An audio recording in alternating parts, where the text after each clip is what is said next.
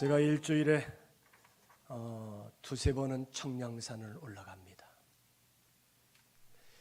겨우내 모든 가지들이 다 앙상한 메마른 가지들을 많이 볼 수 있었습니다.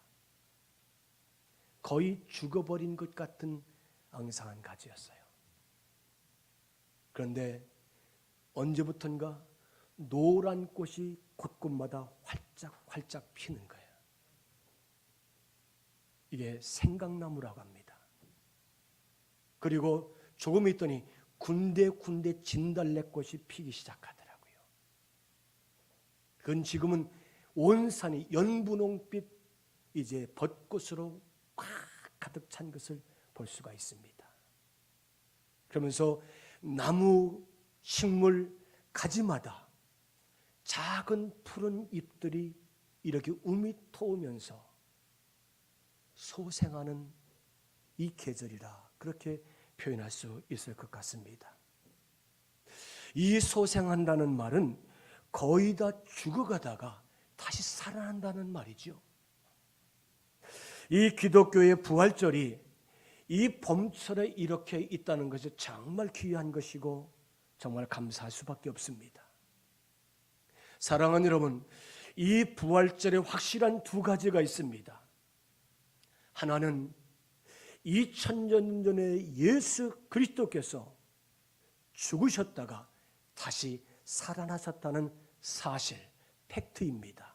믿습니까? 사실입니다. 그리고 이 예수를 믿는 모든 인생들은 다 하나님 앞에서 새롭게 살게 된다는 사실을 우리가 믿어야 됩니다.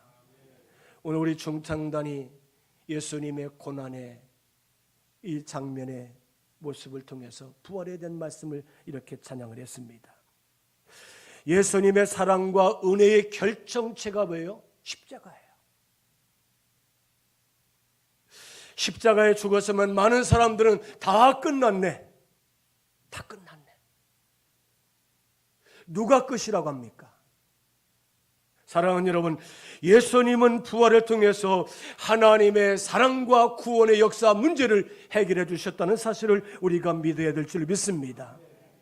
유명한 치유 사역자였던 헨리 나우엔이라는 사람이 있습니다.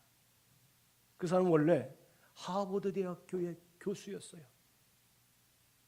그런데 나중에 모든 학교에서 이 교수직을 다 내려놓고 캐나다의 어느 작은 도시에 들어가서 장애인들을 함께 보살피면서 사역을 하게 됩니다. 그리고 그가 쓴 책이 이제 상처 입은 치유자라는 책입니다. 상처 입은 치유자. 여러분, 이 책 제목만 들어도 우리 가슴 속에 정말 와닿는 제목인 것을 알 수 있습니다. 우리가 사는 이 현대 사회는 많은 사람들이 상처를 받고 있어요. 사람에게 상처를 받고요, 환경에 상처를 받고요, 또 물질의 상처를 받고요, 관계 속에 상처를 받고요. 예수님도 십자가 위에서 아버지 나의 하나님 왜 나를 버리셨습니까? 그렇게 외치잖아요. 아버지, 내가 이 죽음의 잔을 마셔야 됩니까?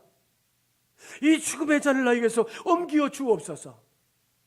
그게 예수님이 아버지 앞에 절규하며 외쳤던 기도가 아닙니까? 어쩌면 사역자들은 내가 아픈 상처를 경험하게 될 때에 다른 사람들의 그 아픔의 상처를 치유할 수 있는 좋은 이제 치유자가 될 수 있다고 저는 생각합니다. 그렇습니다. 예수님의 십자가의 사건은 구원을 이루기 위해서 하나님이신 예수님께서 십자가에서 고난의 고통의 아픔의 죽음의 상처를 입으시고 부활하셔서 그 고통과 아픔을 통해서 이 땅에는 모든 상처를 받은 인류들에게 상처 입은 치유자로서의 우리를 구원해 주신 하나님이라는 사실을 우리가 믿으시기를 바랍니다. 우리가 고난중환을 당하면은 생각나는 명언들이 있습니다. No sweat, no sweet이라. 또 no cross, no crown. 이 말은 땀 흘림이 없이는 달콤한 것이 없다는 거예요. 다시 말해서 십자가를 치는 아픔이 없이는 위대한 영광의 멸관을 받을 수가 없다는 것입니다. 더 나아가서 no pain, no gain이라는 말도 있습니다. 고통이 없이는 얻는 것이 없다는, 무언가 대가를 지불해야, 무언가 어떤 이제 값어치를 대가를 요구하는 것의 대가를 지불해야 그것을 얻을 수 있다는 말씀입니다. 사랑하는 여러분, 부활하신 예수님은 십자가에서 상처 입은 치유자라는 사실을 믿으시길 바랍니다. 여러분, 우리가 그렇잖아요. 고난과 시련, 역경을 많이 경험한 사람들 보면은 그분들은 도통한 사람들이에요. 아이고 뭘 그래, 그런 거 가지고. 그리고 그분들이 한마디 한마디가 위로와 격려의 말 한마디를 던질 때마다 우리가 힘을 얻을 때가 있는 것을 경험할 수 있습니다. 그렇습니다. 예수님은 오늘 새벽 부활절 아침에 이제 사흘 만에, 죽으셨다가 사흘 만에 부활하셔서 살아나신 줄로 믿습니다. 그리고 막달라 마리아와 다른 마리아가 예수님이 무덤에 갔더니 그 엄청난 돌문이 열려 있고요. 그리고 거기 갔더니 천사가 너희가 부활하신 예수를 찾는구나. 이 천사가 기다리고 있습니다. 오늘 말씀 3절에 이렇게 말씀하고 있습니다. 그 형상이 번개 같고 그 옷은 눈같이 희거를. 예수님 무덤 옆에 앉아있는 천사의 모습을 보니까 그 천사의 모습이 번개 같다. 여러분, 번개를 우리가 볼 수 있습니까? 번개를 우리가 눈으로 쳐다볼 수가 없어요. 왜? 너무 영롱하고 또 아주 희한한 빛이기 때문에 우리가 그 영롱한 빛을 볼 수가 없어요. 또 그가 옷은 하얀 눈같이 흰 빛나는, 감히 우리가 바라볼 수 없는 천사의 얼굴을 가진 이 천사를 이 막달라 마리아가 보게 된 것을 볼 수 있습니다. 어떤 형상이었길래 이렇게 표현을 했을까요? 그런데 오늘 성경 말씀 4절에 보니까 무덤을 지키던 군병들은 얼마나 무서웠는지 함께 읽습니다. 지키던 자들이 그를 무서워하여 떨며 죽은 사람같이 되었더라. 무덤을 지키는 경비병들은 그 천사를 봤는데, 마리아와 다른 마리아 봤을 때 이제 그들이 이 천사를 보았을 때는 번개 같고 흰 하얀 옷을 입은 정말 눈부신 상태에 이 천사였었는데, 죄인들의 눈으로 그 천사를 보았을 때는 두려워서 죽은 자 같이, 벌벌 떠는 것도 아니고 완전히 죽은 자처럼 굳어버린 이 경비병들을 볼 수가 있습니다. 이 성화에 보면은 최후 만찬을 그린 사람이 레오나르도 다빈치입니다. 이 레오나르도 다빈치는 이런 말을 합니다. 인생의 최대의 적은 용기의 상실이다. 여러분, 우리의 적이, 원수가 우리의 적이 아니라 내 스스로가 두려움과 무서움과 좌절과 절망 속에서 용기를 잃어버릴 때에 그 용기를 상실하는 것이 우리 인생의 가장 최대의 적이라고 그렇게 말합니다. 한 번은 예수님께서 가이사랴 빌립보 가셨을 때에, 얘들아, 내가 인자가 예루살렘에 올라가면은 서기관들과 바리새인과 유대 지도자들이 나를 결박을 하고 십자가에 못 박고 나를 죽일 것이고 내가 고난을 받고 그리고 3일 만에 부활하게 될 것이다. 예수님 그렇게 제자들에게 말씀합니다. 제자들 똑똑히 다 들었어요. 그런데 참 기가 막히는 것은 요한복음 20장에 보니까 이 마리아와 막달라 마리아와 다른 마리아가 예수님 무덤이 왔을 때 예수님 무덤이 비어있는 것을 보게 됩니다. 그리고 그 마리아가 곧바로 베드로와 다른 제자에게 예수님 무덤이 비어있다, 그렇게 전하죠. 그런데 그 베드로와 다른 제자가 이 무덤에 와서 보니까 무덤이 비어있어요. 그러면 적어도 가이사랴 빌립보에서 예수님께서 3일 만에 부활할 것이라고 말씀했다면 이 베드로와 다른 제자는 부활하신 예수님을 만나야 될 것이고 찾아야 될 것이고 기다렸어야 되는데, 요한복음 20장 10절에 이렇게 말씀하고 있습니다. 이에 두 제자가 자기 집으로 돌아가니라. 두 제자가 부활하신 예수님을 만난 것이 아니라 자기 집으로 돌아갔다고 성경은 말씀하고 있습니다. 사랑하는 성도 여러분, 예수님은 죽음에서 부활하신 줄로 믿습니다. 예수님의 부활을 믿으시기를 바랍니다. 예수님의 부활을 믿으십시오.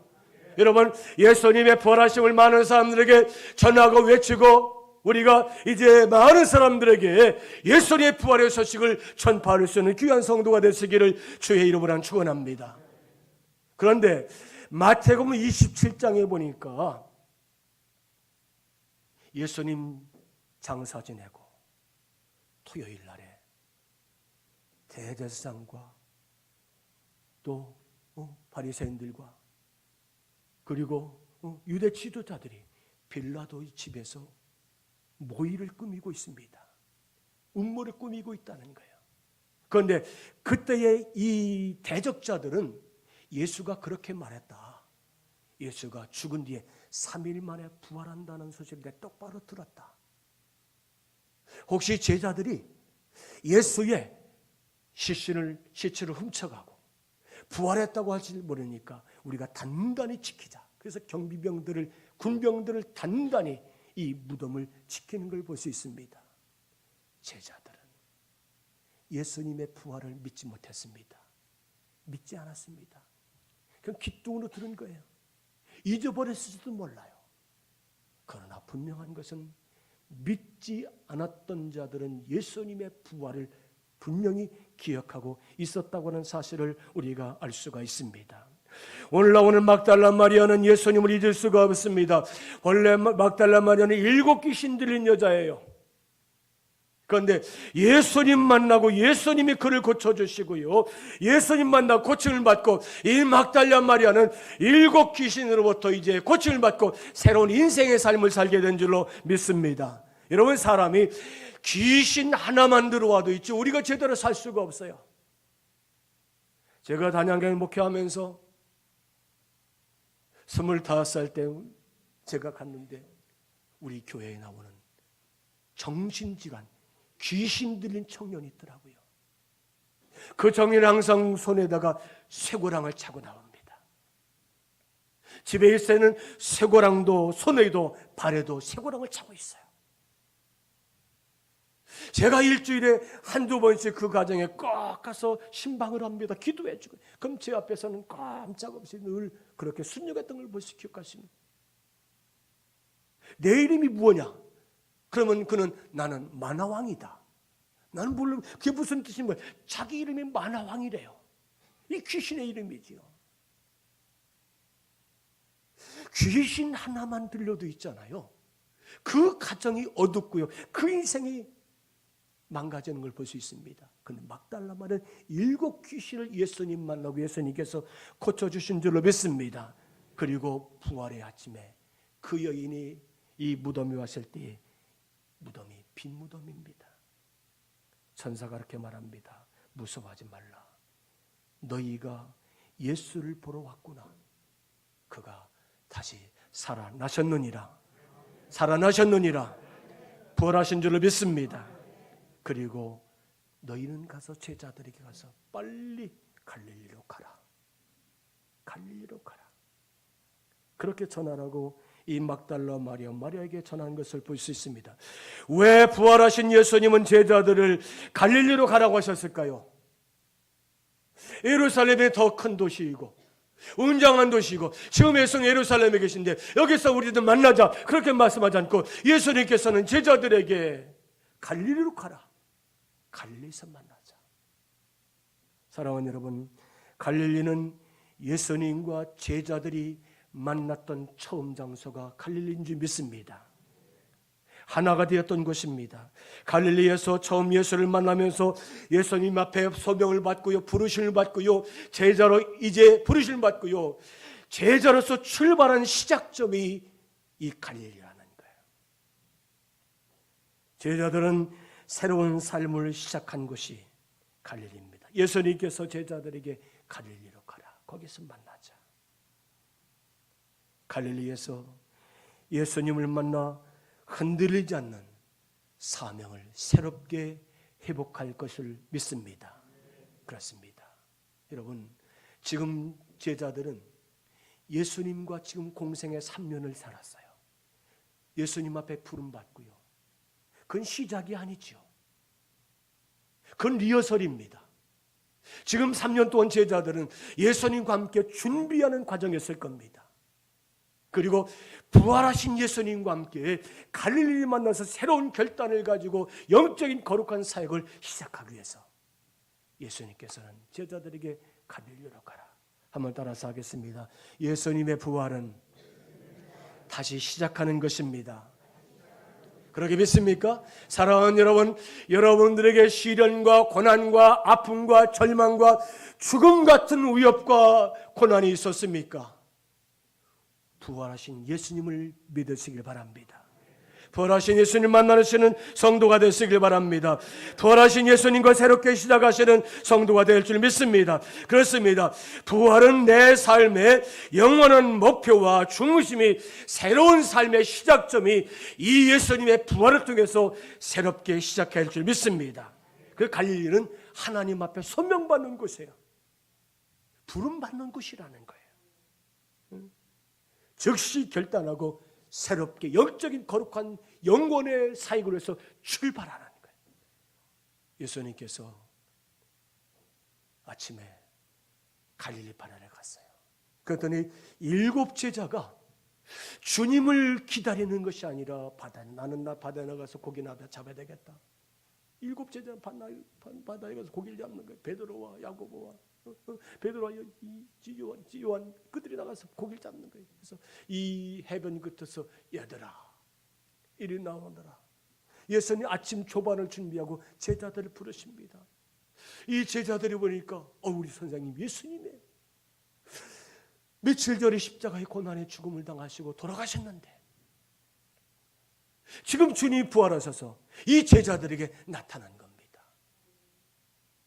이 제자들은 민망하고 부끄럽고 어찌할 바를 몰라서 주님 앞에 나오잖아요. 그리고 주여 나를 떠나소서. 그게 제자들의 고백이지요. 사랑하는 여러분, 갈릴리는 소명받는 것이고 부르심에 결단을 가지고 출발하는 것이 갈릴리입니다. 여러분에게 고난이 있습니까? 힘든 여정이 있습니까? 갈릴리를 경험하시고 갈릴리로부터 새롭게 시작하시는 주님과의 새로운 출발이 있는 그런 성도가 되시길 바랍니다. 이제는 제자들은 흔들림이 없습니다. 두려움도 없습니다. 혼란스러움도 없습니다. 예수님의 부활은 제자들에게도 이 막달라 마리에게도 오늘 이 시대에 예수를 믿는 저와 여러분에게도 흔들림이나 좌절이나 절망이나 두려움이나 혼란스러움이 없이 새로운 소명의 시작이, 출발점이 오늘 이 부활을 통해서 우리가 새로운 결단이 있어야 될 줄 믿습니다. 사도 바울은 그렇게 말합니다. 만일 부활하신 예수를 믿지 않는다면 그 사람은 이 세상에서 가장 불쌍한 사람이다. 예수님은 부활하셨습니다. 예수님 부활하셨습니다. 예수님 살아나신 줄 믿습니다. 예수님의 부활을 믿지 않는 사람은 가장 불쌍한 사람이라. 부활을 믿지 않으면 아직까지도 그는 죄 가운데 살고 있다는 사실을 우리는 기억하시길 바랍니다. 유명한 신학자 칼바르트라는 사람은 이렇게 말합니다. 성탄절 설교와 부활절 설교는 짧으면 짧을수록 좋다. 제가 오늘은 한 8분 정도 설교합니다.